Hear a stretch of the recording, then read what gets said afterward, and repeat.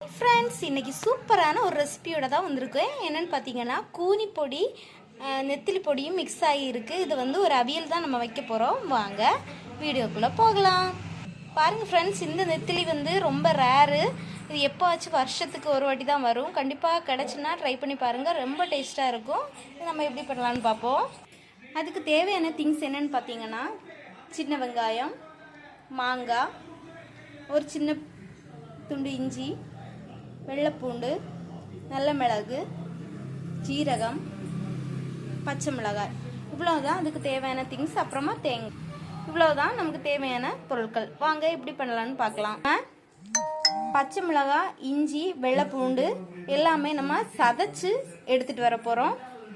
பாருங்கள் ஃப்ரெண்ட்ஸ், இந்த மாதிரி உரலை வந்து எல்லாமே நம்ம சதைச்சு தான் எடுக்கணும். பாருங்கள் ஃப்ரெண்ட்ஸ், இந்த மாதிரி எல்லாமே சதைச்சு எடுத்தாச்சு. மிக்சியில் வேணால் ஒரு லைட்டாக ஒரு ஓட்டு ஓட்டி எடுத்துக்கலாம், இல்லைன்னா இந்த மாதிரி சதைச்சு எடுத்தாச்சு. இப்போ நம்ம எப்படி வைக்கலான்னு பார்க்கலாம். பாருங்கள் ஃப்ரெண்ட்ஸ், இப்போ நம்ம ஒரு சட்டி எடுத்துருக்கோம். அதில் வந்து இப்போ நம்ம தேங்காய் போட்டுக்கலாம். தேவையான அளவு தேங்காய் போட்டுக்கலாம். அது கூட சதைச்சி வச்ச வெள்ளைப்பூண்டு, சதைச்சி வச்ச இஞ்சி, சதைச்சி வச்ச வெங்காயம், சதைச்சி வச்ச முழு பெப்பர், சதைச்சி வச்ச சின்ன ஜீரகம், சதைச்சி வச்ச பச்சை மிளகாய், தேவையான அளவு கருவேப்பிலை, தேவையான அளவு உப்பு, தேவையான அளவு மஞ்சள் தூள் எல்லாம் போட்டு நல்லா மிக்ஸ் பண்ணிக்கலாம். பாருங்கள் ஃப்ரெண்ட்ஸ், இந்த மாதிரி நல்லா மிக்ஸ் பண்ணி விட்டுட்டோம். இப்போ வந்து மாங்காய் போட்டுக்கலாம். மாங்காவும் போட்டு நல்லா மிக்ஸ் பண்ணிக்கலாம். மாங்காய் போடும்போது ரொம்ப டேஸ்டியாக இருக்கும், அதுக்காக தான். அதுவும் போட்டு நல்லா மிக்ஸ் பண்ணி வச்சுக்கலாம். நல்லா மிக்ஸ் பண்ணியாச்சு. இப்போ நம்ம நல்லா நீட்டாக க்ளீன் பண்ணி வச்சுருக்க ஃபிஷ்ஷை போட்டுக்கலாம்.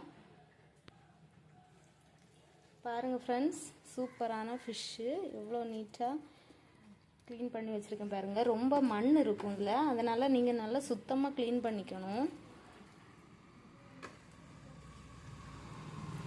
இப்போ நம்ம இந்த அரப்பு கூட நல்லா மிக்ஸ் பண்ணி ஒரு 10 நிமிஷம் அப்படியே வச்சிடலாம். அப்போ தான் அந்த உப்பு மசாலாலாம் நல்லா பிடிக்கும்.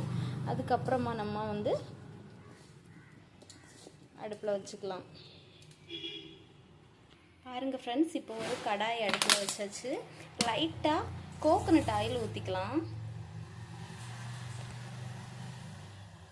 கோகோனட் ஆயில் ஊற்றும்போது தான் நல்லா வாசமாக இருக்கும், அதுக்காக தான். இப்போ நம்ம கருவேப்பிலை மட்டும் போட்டுக்கலாம். பாருங்கள் ஃப்ரெண்ட்ஸ், நல்ல உப்பெல்லாம் பிடிச்சிருக்கு. இதை நம்ம அதில் கொட்டிக்கலாம்.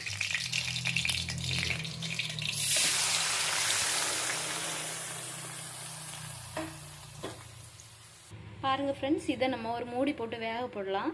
10 நிமிஷத்துக்கு ஒரு வாட்டி ஓப்பன் பண்ணி கிளறி விட்டுக்கோங்க. பாருங்கள் ஃப்ரெண்ட்ஸ், இந்த மாதிரி கொதிச்சு வருது. இப்போ நம்ம நல்லா ட்ரை ஆன பிறகு எடுத்துக்கலாம். பாருங்கள் ஃப்ரெண்ட்ஸ், சூப்பராக ரெடி ஆயிடுச்சு. கண்டிப்பாக நீங்கள் ட்ரை பண்ணி பாருங்கள், செம்ம டேஸ்டியாக இருக்கும். உங்களுக்கு இந்த வீடியோ பிடிச்சிருந்தா லைக் பண்ணுங்கள், ஷேர் பண்ணுங்கள், கமெண்ட் பண்ணுங்கள். என்னோட சேனலை சப்ஸ்கிரைப் பண்ணுங்கள் ஃப்ரெண்ட்ஸ். பாய்.